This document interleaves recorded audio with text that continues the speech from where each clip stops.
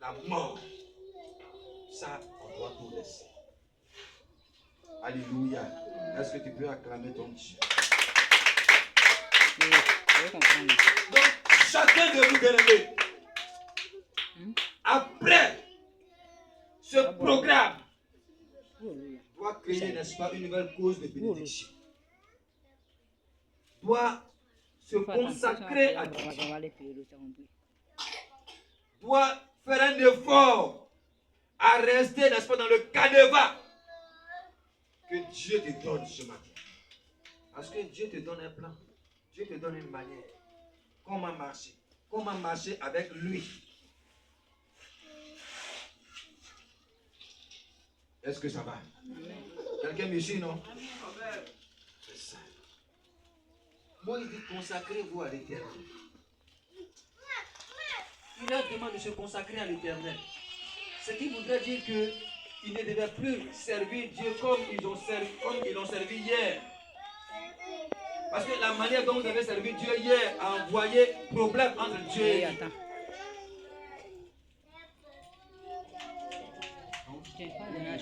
Servir Dieu. Nous devons servir Dieu dans la fidélité. Nous devons servir Dieu dans la fidélité. On doit créer de nouvelles causes de bénédiction. Parce que Dieu nous a promis la bénédiction. Alléluia. Gloire à Jésus. Oui. Écoutez-moi très bien. Zachée n'avait rien fait à quelqu'un. Mais cependant, aux yeux des hommes, aux yeux des pharisiens, Zachée était appelé un homme pécheur. Zachée était appelé publicain. Or, publicain, ce n'est pas le nom d'une ethnie. Publicain, ce n'est pas le nom d'un groupe. Ce sont eux-mêmes qui ont attribué ce nom-là à des gens qui croyaient être païens. Donc, pour eux, quand tu es au service des Romains, quand tu travailles avec le gouvernement romain, automatiquement on t'appelait publicain. C'est pour ça qu'on a dit Matthieu le publicain. Parce que Matthieu était collecteur d'impôts. Zachée travaillait aux impôts. Donc on l'appelait publicain. Ceux-là, ils travaillaient pour l'intérêt de Rome. Donc les pharisiens les voyaient, quoi qu'ils soient leurs frères, mais ils les voyaient comme des publicains. C'est-à-dire des gens, des pécheurs. Alléluia. Mais quand le Seigneur est arrivé au niveau de Zachée, la Bible dit que Dieu lui-même s'est arrêté. Et il a dit, Zachée, c'est dans ta maison là que moi je vais demeurer aujourd'hui. Oh, les gens parlaient. Regardez, il va vers le péché. Il va vers le péché. Il va vers le péché. Jésus n'a pas écouté tout cela. Le Seigneur ne voyait pas Zachée comme ceux-là le voyaient. Il s'était arrêté au niveau de Zachée.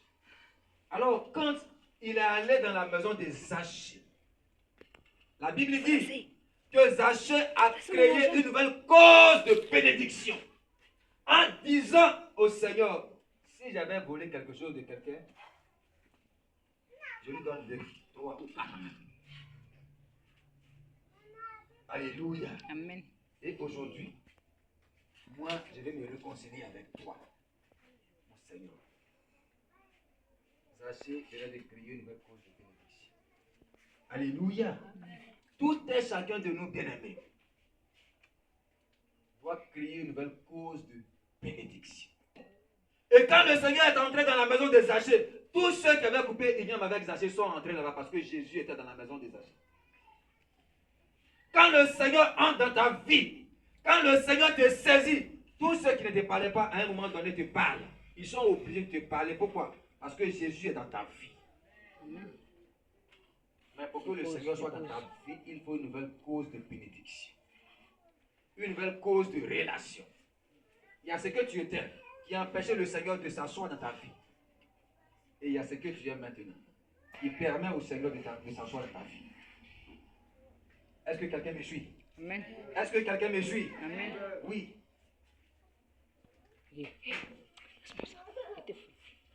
C'est-à-dire ce que tu étais hier qui empêchait le Seigneur de s'asseoir dans ta vie et qui faisait que les gens t'ont régné. Qui faisait que les gens t'ont condamné.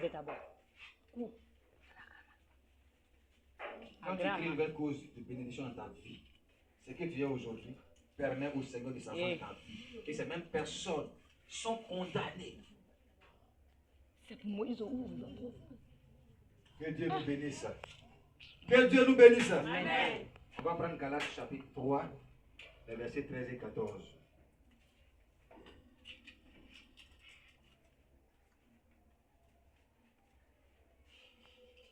Galates chapitre 3, verset 13 et 14. D'accord. Christ nous a rachetés de la malédiction de la loi, Christ nous a rachetés de la malédiction de la loi. étant devenu malédiction pour Étant devenu malédiction pour qui? nous. Alléluia. Si tu es conscient de ce verset et que tu le comprends dans ce contexte, dans ce sens-là, toute malédiction va quitter ta vie au nom puissant de Jésus. Amen. Peu importe son origine. Mais tu peux lire ce passage, mais si tu ne le comprends pas dans ce contexte, la chose va toujours demeurer. Donc ce matin, qu'on comprenne tous ce passage dans ce contexte-là, que Christ nous a délivrés de la malédiction. Alléluia. Étant lui-même devenu une malédiction. Allons-y. Car il est écrit, maudit est quiconque est pendu au bois. 14. Afin que la bénédiction d'Abraham eût pour les païens son accomplissement en Jésus-Christ, et que nous ressuscions par la foi l'esprit qui avait été promis. Christ